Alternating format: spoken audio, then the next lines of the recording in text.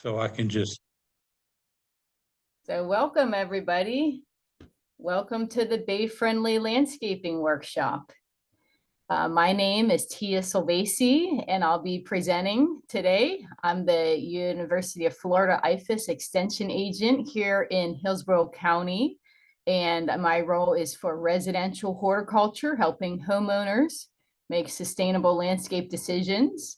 And I'll be joined by Virginia Overstreet. Hi, Virginia. And she is a Master Gardener volunteer and president of the Suncoast chapter of the Florida Native Plant Society. So let's get started. First, I want to start out with a little situation, what we're dealing with right now in Florida. We're having population growth. We have beautiful freshwater resources such as the spring here, but our population growing, we are using more and more water every year. We're also experiencing an increase in temperature, and with all the development, biodiversity loss. So here's a little bit about the population growth in Florida. We're experiencing about 1,000 people or more that are moving to the state of Florida each day. And in the Tampa Bay area, the majority of our land use, like overall, is now urban and suburban. So we've, been taking up our natural and rural, like farmlands, and now urban and suburban are major land use.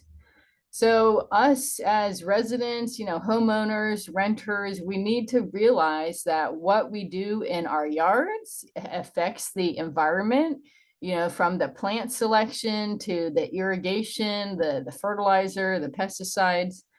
And, moving forward with the idea of having a more sustainable landscape, we need our yards to be more functional.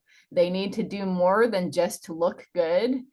They need to protect the environment and provide for wildlife. So let's get a little deep dive into water use in Florida. So this image here is from the 2070 water report that was put out by 1,000 Friends of Florida. And so, over time, as our population grows, we're going to basically have a shortage in freshwater supplies. And so when we hit that shortage point, there's other water resources we can tap into, like desalination, but, those technologies are expensive. And so really the best thing we can do is work towards water conservation. And a big area we can accomplish this is in our lawn and landscapes, because in Florida, we're currently using about 62% of all of our fresh, water in residential settings for outdoor uses, such as the lawn and the landscape. So we could make a big impact on conservation there. We don't need to be watering that much. Next, I'm going to talk about the increase in temperature. I don't know if you've heard, but the USDA plant hardiness zone map was recently updated November of 2023.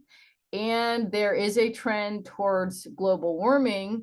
And so some of the zones changed in the Tampa Bay area. Actually, the area completely surrounding the Tampa Bay area, plus or minus 5 miles, is now zone 10, which means that will not freeze very often, whereas it was previously categorized as 9B. So if you're a good ways away from the Tampa Bay, you're still probably in 9B, but we did have a zone change in our county here, Hillsborough County, and now we are 9B and 10. So you can see on the map where the darker orange line is, that's the zone 10, and the lighter orange is zone 9B. And you can find this plant hardiness zone map, in case you live outside of Central Florida, here on the USDA website. Another threat we have is loss of biodiversity.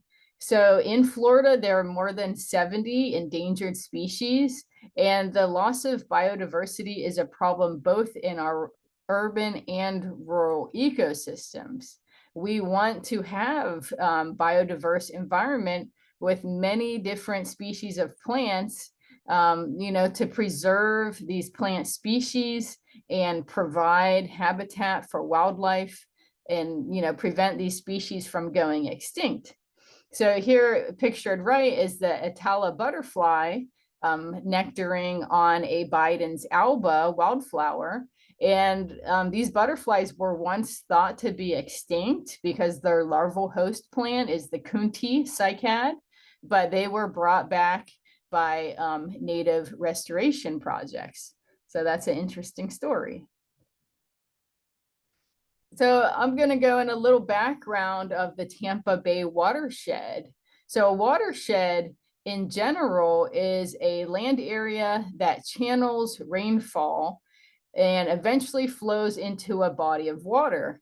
So, the Tampa Bay, you think, okay, yes, between Tampa and St. Pete, but the watershed area encompasses all the way up into Pasco County and Polk County and down into Manatee County, and all these little streams and tributaries, flow into the Tampa Bay. So you might be familiar with, the Alafaya River, Brooker Creek, Hillsborough River. All of those are collecting all the rainfall in our watershed and feeding into the Tampa Bay. And this is how what everyone is doing in their landscapes, even if you're not waterfront, will be affecting the quality of water in the Tampa Bay.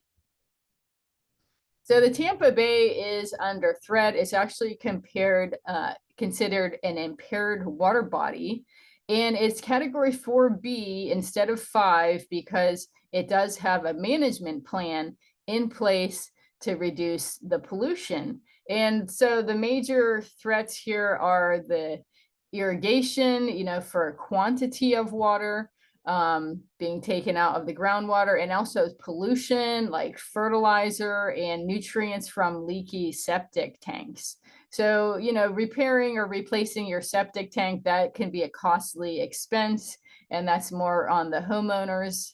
But nutrients from fertilizer is something that's a kind of low-hanging fruit that we can change with education to homeowners about the best plants to plant that might not need as much fertilizer and other best management practices. So here is a screenshot of the management plan for the Tampa Bay. So this is from the Tampa Bay Estuary Program. And this is a very large document, but I wanted to bring out a couple things in this. So they want to protect the water quality by reducing nitrogen runoff from urban landscapes. And so, fertilizing appropriately, reducing the overall amount of fertilizer going into your lawn, and being mindful of nutrients that are added if you're using reclaimed water as a water source. Those are all important things for people to know here.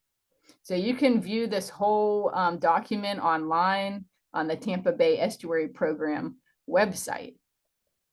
And I wanted to give a little thanks to our sponsors, the Tampa Bay Estuary Program, because this webinar and the landscaping project we did around our extension office with the native plants was funded through the Tampa Bay Estuary Program, and they get the money through the sale of the Tarpon specialty license plate. So think about supporting, and buying a Tarpon tag to, support restoration and educational projects like ours. So next I'm gonna move on here to part 2, and this is rethinking your yard. So, we all have landscapes we're dealing with. Not a lot of people are like building a new house and having a blank slate. So you might have to, study what you currently have and figure out how you can make it better. So a couple things you want to look at is the plant status. So is it a native plant? Is it Florida friendly? Is it exotic invasive or native var? And I'll explain all of these. And we also want to look at reducing the lawn and high maintenance versus low maintenance landscape. So the home pictured here is Dina Wild's home. She's a master gardener volunteer in Orange County, and she is using a native plant called Twin Flower as an alternative lawn. And she says she doesn't even mow it. So I think it looks beautiful. It looks green. I think it would pass code enforcement. So, this is just an example of something you can do that's low maintenance using native plants. So we're going to get into the terminology here. So what is a Florida native plant? The definition of that is a plant that has been documented to exist in Florida before European contact. And if you're not sure if the plant is native or not, just like verify this with the Florida Native Plant Society on their website. They have a search button and you can type in the name of the plant by common name or scientific name. So some examples like the milkweed here in the middle picture, the swamp milkweed is native, although there are other species of milkweed that are not native. And so that's why having the scientific name might be helpful. Live oak tree, these are native. Coral honeysuckle vine, that's one of the hummingbird's favorite vines. Other common things, coontie, firebush, hollies, these are all native plants that were known to exist in Florida before European contact. So the next category is Florida-friendly plants. And a lot of people get confused about this because they are not native. They can be native or not native, but they are not a problem species. So they were brought here, either intentionally or unintentionally by humans, maybe for a specific purpose. Like think about a lot of the foods we eat, like bananas, papayas, ginger, parsley. Those are all imported fruits and vegetables that we are growing here now, and they do good here in Florida. They like our area, so they're considered Florida friendly. And there's also flowers you might plant in your yard, pentas, gardenias, crepe myrtles. So these aren't native, but they do well here in Florida, and they're not documented to have a harmful impact on our environment. And so the best way to learn about Florida-friendly plants is in the Florida-friendly landscaping plant guide. And we can put a link to that in the chat, and it's on another slide here. So next, I'm going to talk about invasive plants. And invasive plants are not native. So let me just make this clear that if it is a native plant, say like a native grapevine, then it cannot be called invasive. So invasive plants are by definition not native, and they do harm. So it could be harm to the environment, like clogging up our waterways. It could be harm to economy or human health. And a good way to check to see if a plant is invasive or on the prohibited list is to look on our UF-IFAS assessment of non-native plants in Florida. And we recommend to remove invasive plants. So even if you have an urban landscape, you might be struggling with, these cat's claw or skunk vine, that's growing, from your neighbor's fence line. And so we want to remove those plants, and it can take constant work to kind of keep pulling them like air potato. So just keep doing the work and pulling the plant or cutting it or treating it or however you want to kill it. That way we can help restore our ecosystems. So the next thing is a nativar. And a nativar is a cultivated variety of a native plant. And so we have native plants that were bred or cultivated in a way that have a better shape or form, often for urban landscapes. You might not want like a 60-foot tall, magnolia tree, but you might be okay with the 40-foot tall little gem magnolia. And some of the native gurus, they say, well, these don't provide as much food for the hummingbirds or the butterflies, but we're working on a continuum. It's better than concrete, it's better than lawn. They still are adapted to our soils, to our climate, and have a lot of benefits. And so some examples here, the weeping yaupon holly pictured here on the right. And you can see the scientific name Ilex vomitoria, and then in single quotes, pendula. And that's how you know it is a cultivar. The next one, the dwarf holly, this picture here in the center, this is a Schilling's dwarf holly, and the scientific name is also Ilex vomitoria. And so you can have the same species of plant that has been cultivated into two very different forms. The one is kind of a weeping tree form, and the other one is a dwarf shrub form, all from the same plant here. So just look for the little quotes when you're looking at like lists of plants from native nurseries or other nurseries to know that it's a native var. So here's some of the resources I talked about. This determining the plant status, this can be complicated. So check the Florida Native Plant Society, the Florida Friendly Landscaping book, which is pictured here. And here's a QR link to that. Also, the Atlas of Florida Plants is a resource I haven't mentioned yet. And that's where I really go to tease out some different, native plants. And it also has non-natives in there. And be sure, if possible, to search for the scientific name of the plant so you can get a accurate representation. And if you need help with this, we are here to help you. You can ask our help desk here at UF-IFAS Extension, Hillsborough County. There's 3 ways to contact us. You can send an email with photos to our email, hillsmg@mail.ufl.edu. You can call our office, or you can visit us in person. We're located in Seffner, Florida, and we're open Monday through Friday, 9 to 5, and you can come in our lobby. We have a lot of free publications. If you're not in the Tampa area, then you can find the extension office in your county using this link here, find your local office, because UF-IFAS is in all 67 counties in Florida. So next I'm going to talk about the lawn a little bit. So, one technique to help our environment is by reducing the lawn. And lawns were popularized, back in Britain in the 18th century when, the people moved off the pastures and they wanted that pasture look. And we still think it's beautiful today. Lawns don't have to be high maintenance, but, a lot of the lush green lawns you see in your neighborhood, they probably irrigated, fertilized, and sprayed with pesticide. So, when you see a beautiful green lawn, look for these signs.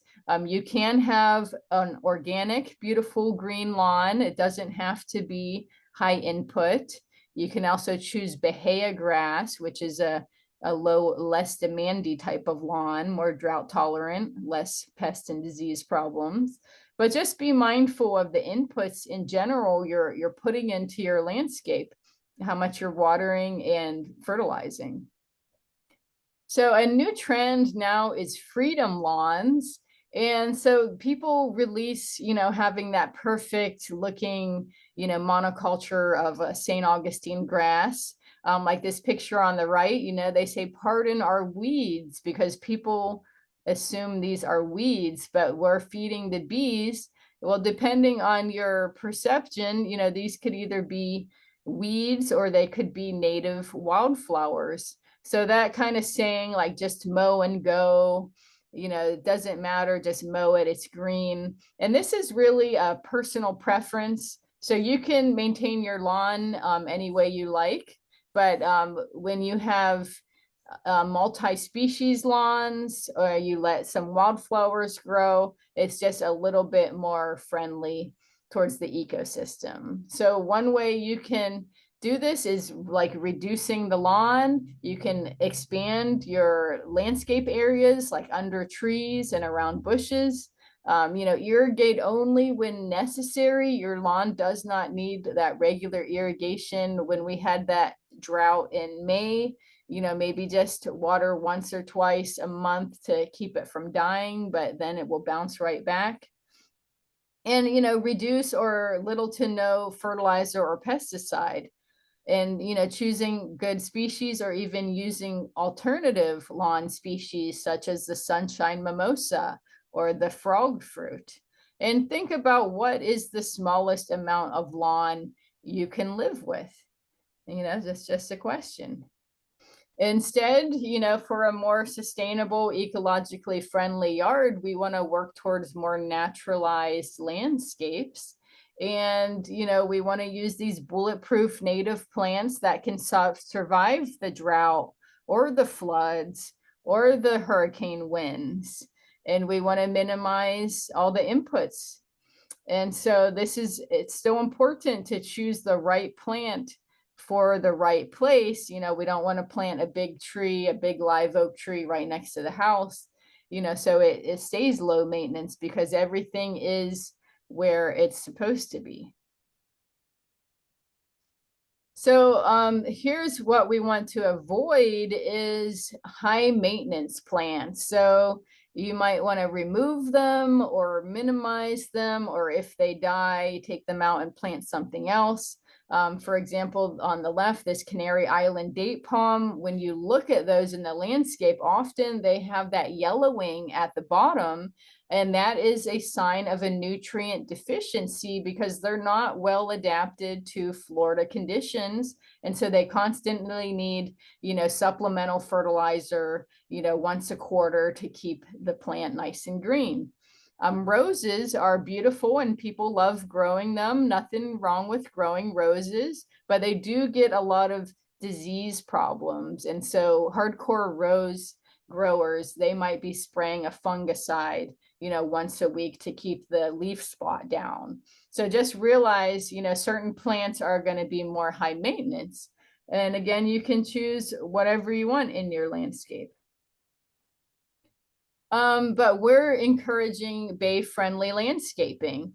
And these are plants that are going to protect, the Tampa Bay watershed.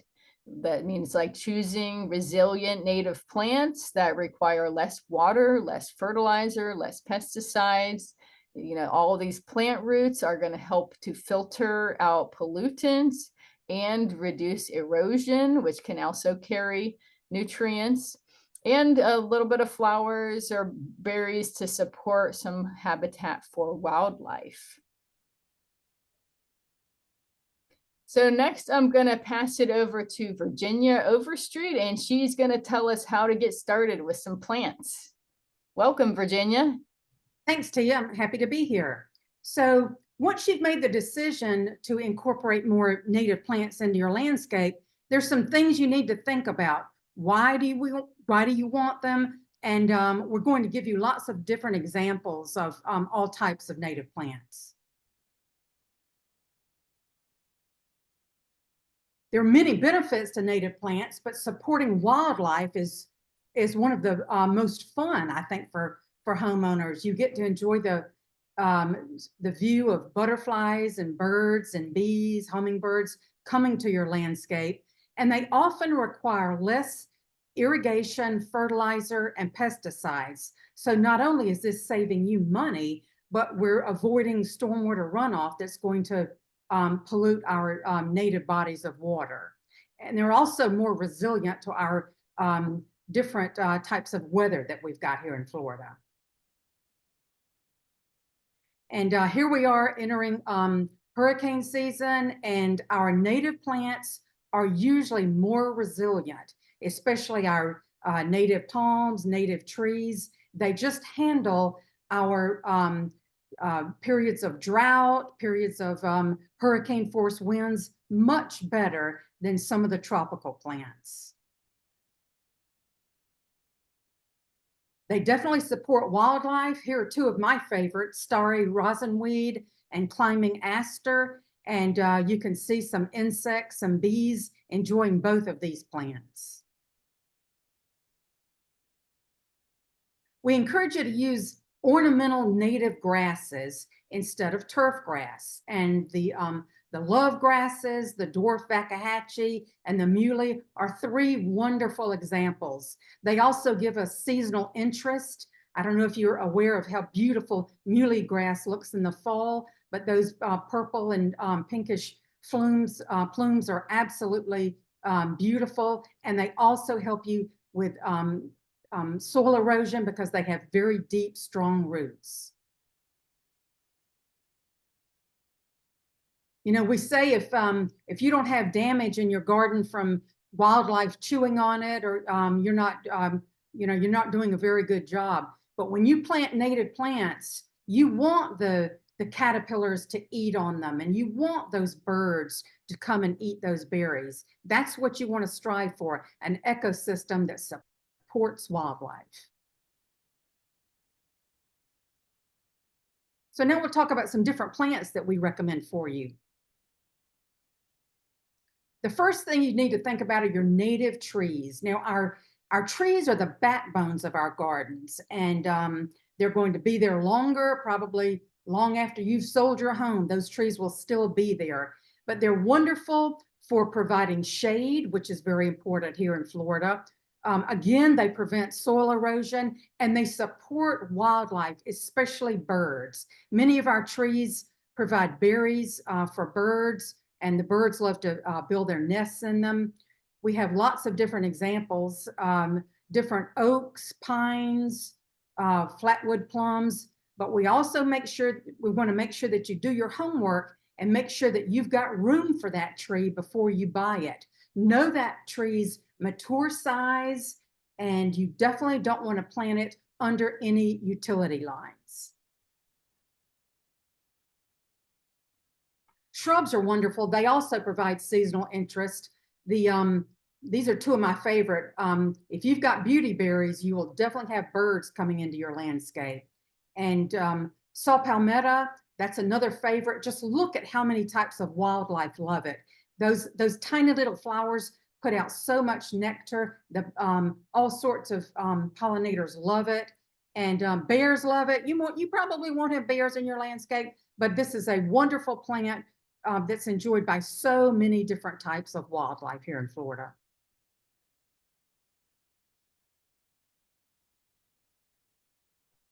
We encourage you to minimize your turf and incorporate more types of ground covers. Ground covers are so much more low maintenance than turf grass. You don't have to mow them, but they can be mowed and trimmed if you prefer that. We've got lots of examples here. Frog fruit, mimosa, our native cycad, the coontie. But make sure when you're thinking about adding some of these ground covers, make sure you know that plant's light requirements. Mimosa loves full sun, but our ferns, our native ferns, don't like it. They prefer a little more shade. So know your plant's light requirements before you buy it. Flowers in the form of perennials or our annuals that reseed for us, they again provide seasonal interest. So much color, so much food for the pollinators, and a lot of our native wildflowers will reseed for you.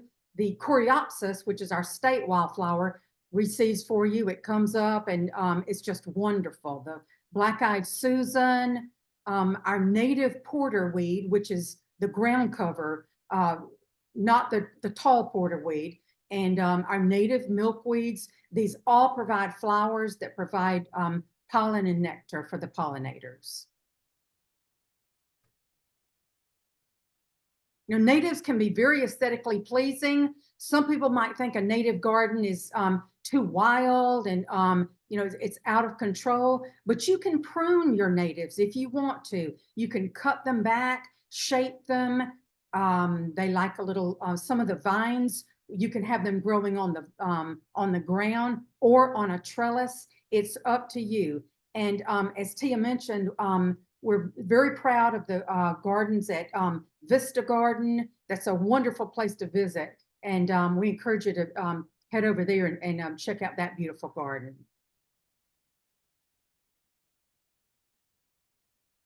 So, again, we can't stress enough to do your research. So find a native nursery near you. The Florida Association for Native Nurseries, FAN, puts out an annual magazine called The Guide for Real Florida Gardeners.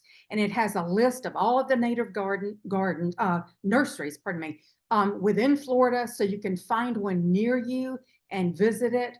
And just look at the plants, ask questions, and do your research and planning before you plant the plants, before you buy them. We're going to show you some sample landscapes. And one thing that all of these landscapes have in common is they have minimal water use, high biodiversity value, lots of wildlife you're going to see in these gardens. They're beautiful and they have very low fertilizer and pesticides needs.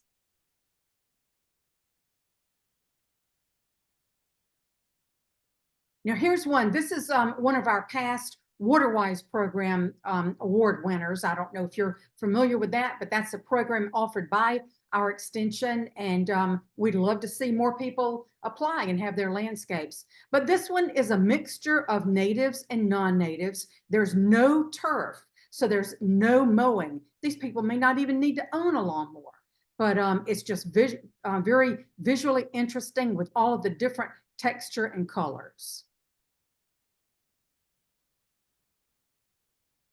Here's another one, and this is an interesting mix of natives and edibles. As you can see, they've got a couple of bananas growing and a raised bed for vegetables in the background, but they've also got saw palmetto, kunti, some native grasses. This is just a very interesting garden. It's going to attract a lot of wildlife, and it's perfect for also growing vegetables because it looks like it's in full sun. And that's another thing. When you combine your edibles and your natives, make sure you're putting plants together that have the same light requirements.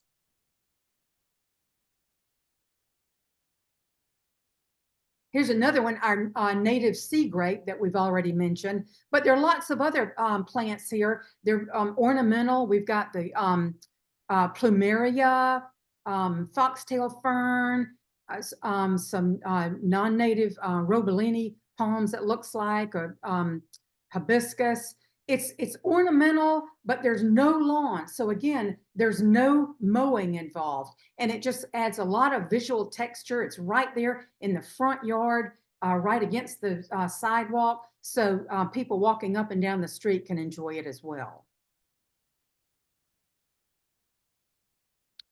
Here's an interesting area, maybe for people who live on a corner and you don't want to drag the lawnmower over there just to mow that small patch. Plant some native plants there. Here's our cabbage palm, which is our Florida state tree. Firebush, looks like some native porterweed, some different things. So this small little patch will provide lots of wildlife diversity, and it's just more visually interesting than a patch of turf that needs to be irrigated. So all of these plants that you see in this area are drought tolerant. So there's no need to have micro irrigation on this small patch. Now this is an area, okay, it's this garden has potential. It's low maintenance, but it's also low biodiversity. Tia mentioned a new trend, we call it freedom lawns. Now this particular lawn, it looks like it's got a variety of different plants coming in with that turf, and that's fine, but there's really not much else going on as far as shrubs and wildflowers that are going to benefit wildlife. And so if you maybe minimize that turf area and put in some small shrubs and wildflowers that would attract wildlife, this would be a much more bay-friendly landscape.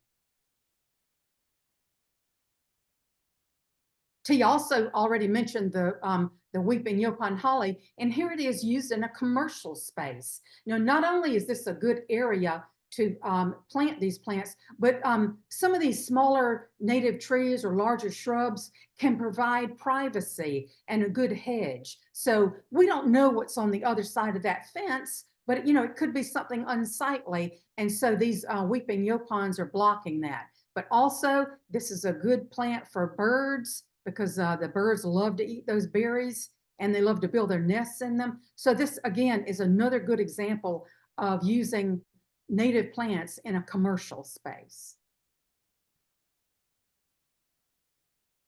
This is a beautiful area. It's on the Riverwalk here in Tampa, and these are all native plants. It's a beautiful shoreline planting. So if you live on the waterfront, don't think that you can't plant native plants. These are one of our, we've got some native ferns and some native shrubs growing right here, and they grow right up to the water's edge. So you don't need to worry about trying to get a mower in there. And because these are native plants, they don't require chemical fertilizers or pesticides, which could get into that water and harm the life that the animals and fish that are living in that water. These are some more plants that you see. The silver buttonwood tree, I wish we saw that used more often. If you've got a space for a small tree, not a large oak tree, but a small tree, silver buttonwood is a very good choice. And this, the photo on the right shows some cabbage palms and some different ornamental grasses. And these particular plants will handle salt intrusion. So during hurricanes, sometimes the water gets up high and you will see this particular bed in salt water. It's not permanent, it's temporary, but these plants will handle a temporary intrusion of salt water, whereas a lot of our tropical plants will not. Yeah, great job, Virginia. I'm gonna take it back over now and talk about a little maintenance for your landscape. So, every landscape, even a native landscape, is gonna need maintenance. Especially watering, people assume like, oh, it's a native plant, I can just put it there and I don't even have to water it. And that is not true. You do need to get the plants established, watch and make sure animals don't dig them up, make sure they're watered and they don't dry out, especially if it's a dry season. And there's other things you might need to do in the yard, for example, edging, the turf, reapplying mulch in the garden beds, trimming, pruning some trees, and keeping everything looking nice. So irrigation, I'll start with this. So we want to remember that irrigation is used to supplement rainfall.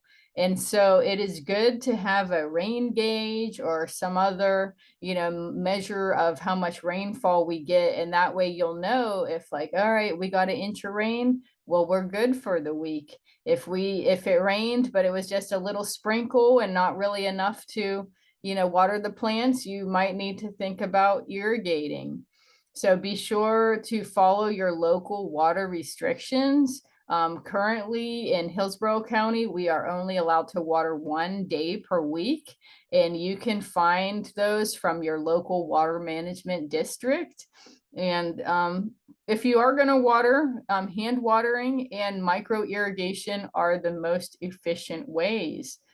So hand watering is like you don't even have an irrigation system and you just observe your plants and you recently planted this one and you need to water that one pretty regularly, or what in your garden is thirsty and everything else is fine. Micro irrigation is good if you're establishing like a new landscape bed. You can run micro irrigation and put it on a timer. And there's different types of micro irrigation.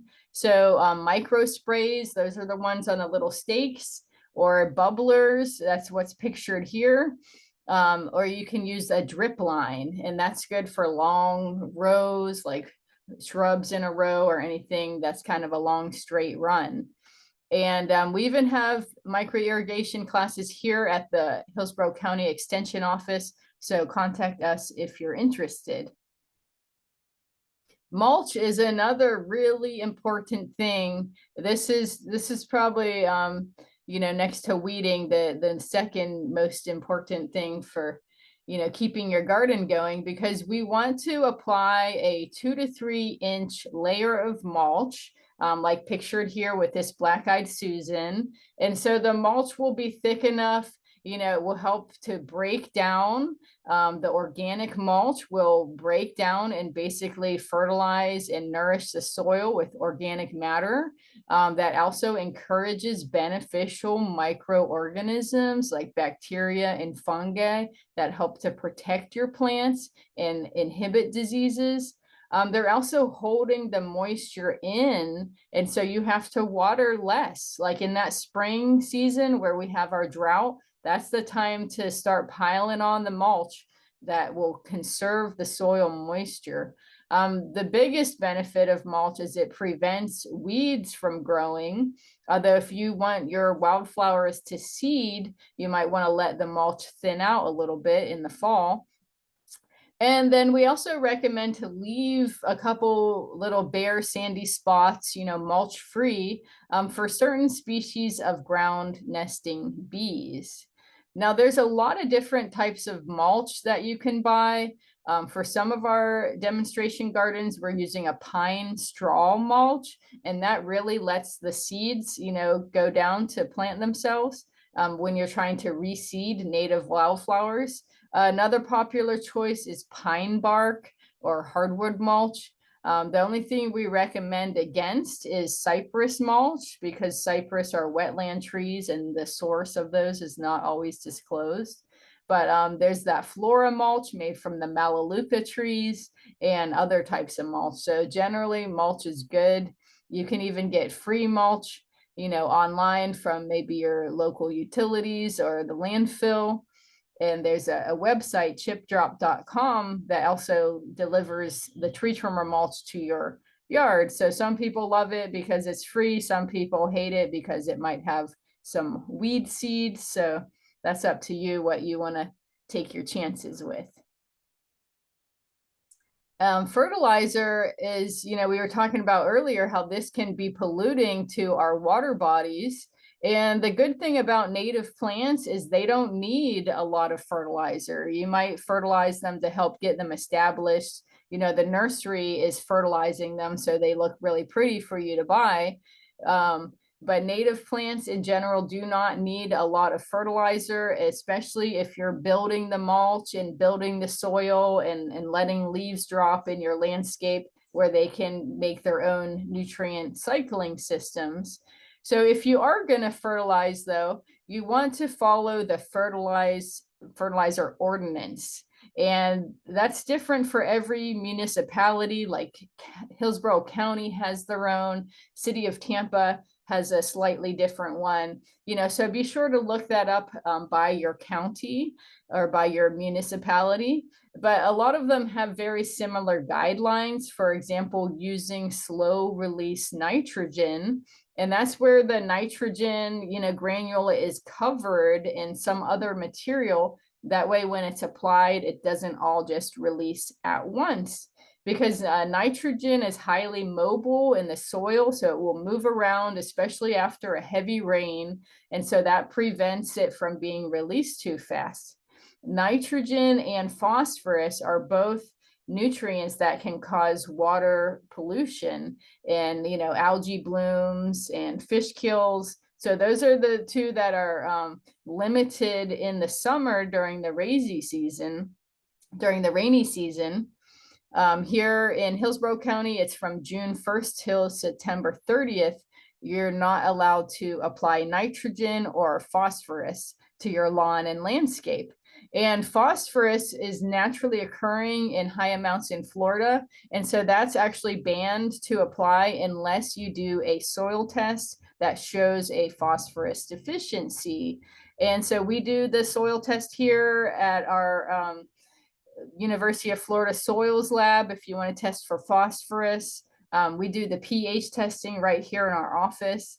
And there's other fertilizer rules, so be sure to look them up, for your specific location. And the last thing here is pesticides. So we want to get out of that spray mentality, and we want to work towards an ecological landscape where we're using the beneficial insects to help control pests. This is the way, Mother Nature's been doing it all along. So, there's a lot of insects out there that prey on other insects. Everybody knows the ladybug here that eats aphids. On the bottom right, here's the lacewing, actually a lacewing larvae eating an aphid, and he has it in attack mode there. And the far right is a parasitic wasp laying eggs in a caterpillar. And so this is just Mother Nature at work, ecology in action, doing what insects do.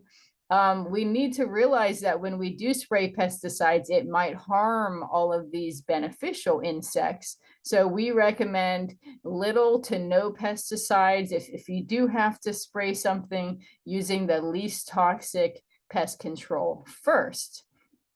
And so we have other classes about this topic, and it's very important for you to read the label and follow all the label instructions. Make sure you're spraying the right thing on the right pest. And again, if you have any questions like what is this bug, you can always send pictures of it to our help desk. So that wraps it up for today. And please take the survey. You can scan with your phone on the QR code, and we will put a link in the chat box. And we will also stick around here to take any questions. So if you have any questions, please put them in the chat box. Our contact information is here in the middle if you want to email or call us. And also follow us on Facebook. UF IFAS Hillsborough Extension is our Facebook page. And, we've posted a lot of the pictures we used in this presentation and got some really good comments and responses from the community. We are posting this recording on our YouTube, and we also do an Instagram. So thank you for attending. Please take the survey, and we'll take any questions now. Michael? Okay, yes, we had a very active chat with lots of great conversation going on. There were some questions asked, and I have them ready. Some answered, but I'm just going to go through them. So in the beginning, we had a question from Paul. He asked, can we get a copy of your PowerPoint presentation? And I believe you just answered that. It will. Jan answered as well, said yes. And then also it'll be available online. The next question was from Cheryl. She goes, is there any grass that is low water but stays green all the time? There was a recommendation for lawn types to check out from Gardening Solutions, but not a real answer for that. So is there any grass types that is low water but stays green all the time was the question. Is it a mowable grass or a bunching grass? Because for mowing grasses, that would be Bahia grass, would be the low maintenance, drought tolerant turf grass. But for bunching grasses, all of the native bunching grasses like the love grass and the muhly grass, they are basically green year round. Do you have anything to add, Virginia? No, I was just going to say, I don't believe that any of our of the turf grasses are drought tolerant. I think they all require some type of regular water. I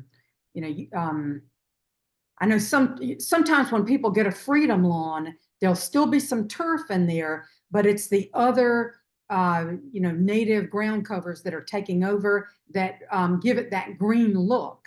So, maybe that's something to think about. But our native bunch grasses and you don't mow those.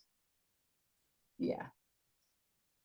All right, excellent. And then, so moving along to the next question was asked, and a lot of answers were given for this, but I just want to know if you had any input on it. What ground cover is good for under a large oak tree?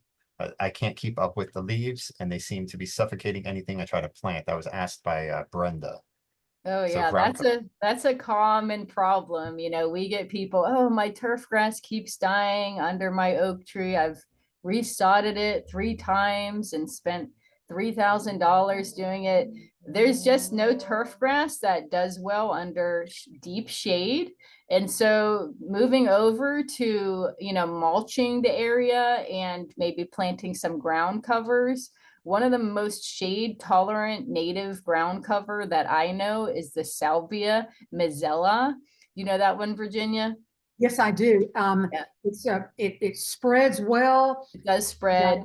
It has a very low, shallow root system, which is what you want underneath an oak tree because you don't want it getting down there and competing with the oak, with the roots. That's a wonderful example. And it doesn't really require full sun. It will grow in full sun, but it will also grow in shade. So, regardless of the size of your oak tree, I think Salvia mizella would be a very good choice. Yeah, and if it doesn't have to be flat, then something like some native ferns would also do well there in the shade, or even like our native wild coffee. That's a very shade tolerant plant. And it looks great under an oak too with that shiny leaf. I love it. Yeah, they're beautiful. And It they really does. attract And bees. there's speaking of nativars, there's a dwarf variety of the native coffee that really only gets to about 3 feet tall. And so if you're looking for something, about that height, the native dwarf coffee would be a good suggestion as well. Oh, great. And staying on the conversation, the next question was asked by Carol. How do we feel about ornamental peanut? And I'm assuming that's perennial peanut. She said she planted it in her front yard last year. So thoughts on ornamental peanut? Yeah, perennial peanut is a great ground cover. This webinar was sponsored by the Tampa Bay Estuary Program, so they wanted us to keep it to strictly natives. But perennial peanut is a good ground cover. It's not native to Florida, but it is relatively drought tolerant. It is a legume, and so it's fixing its own nitrogen, so you don't have to fertilize it as much as regular turf grass, and it will spread, for better or worse. You might want to put a border if your neighbor doesn't want it in their yard too, but that's a good ground cover, highly recommended. Excellent.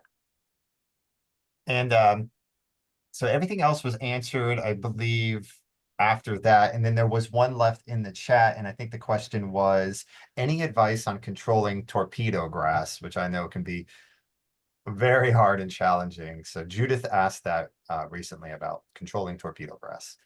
Ooh, controlling torpedo grass is very difficult. And, it has those underground roots that are very difficult to just pull up. When you pull them up, they'll often break. And so if you have a shovel or a tool to get down and get the roots, if you want to do it organically, if you are okay using herbicide, this is a weed, it's an invasive weed that's very difficult. So herbicide that contains glyphosate or something that kills grasses could also be used in that case.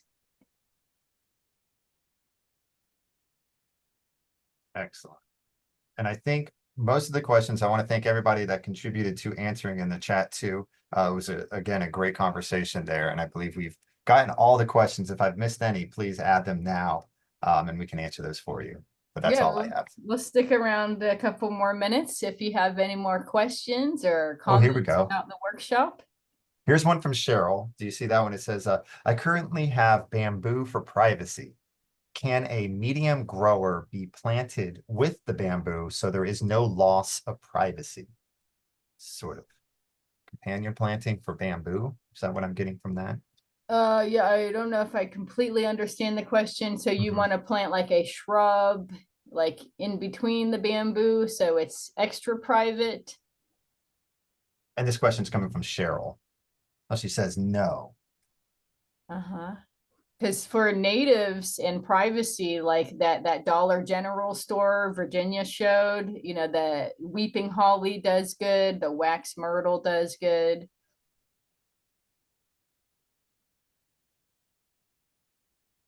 There are But also a lot of other shrubs, marlberry, Simpson stopper. These are, large shrubs, small trees, but they can give you a lot of good privacy along your property line. mhm. What I think they might be, she just commented, my neighbor complains about having to trim on his side of the fence. So maybe planting something, then replacing it. And maybe will that kind of cover the area? That's, she said, yeah. So Yeah. she's looking for something that can kind of be planted along with the bamboo. She's going to get rid of the bamboo, and then hopefully that can take its place without losing the privacy. That's a challenge. That's a, Yeah, the bamboo is a little high maintenance because it grows so tall and then it might fall over a little bit in the wind. And if you're right next to your neighbor's house, they're gonna have to deal with what's on that side. But you could definitely plant another hedge like in front of that. Another option for the bamboo is just kind of topping it at a certain height. You know, say you let it grow 12 feet tall and then get up on a ladder and trim it so it just stays, and then you'll keep the bottom part. But using other native shrubs to block out that neighbor will also be good.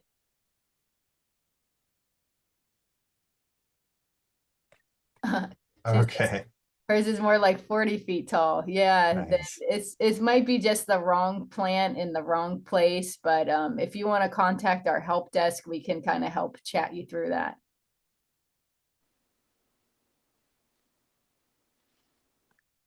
All right. I'm answering the question in chat about the free mulch. And there's a Hillsborough County link right there for free mulch pickup. Oh, I didn't know about that. Where do they have it at? So it's cities of Tampa, Temple Terrace, and Plant City. They can pick up limited quantities of free mulch at the county's yard and wood waste facilities during normal operating hours. I'm trying to find an address. Oh, yeah. And we also mentioned the chip drop, Mhm. which we're not endorsing or anything, but they do deliver tree trimmer mulch, to your driveway.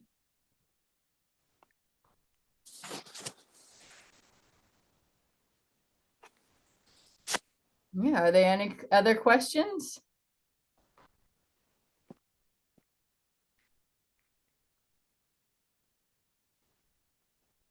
None that I see. All right. Looks like we got them all covered. Well, thank you all so much for attending. Thank you for my volunteers who co-hosted with me in Virginia for helping to speak.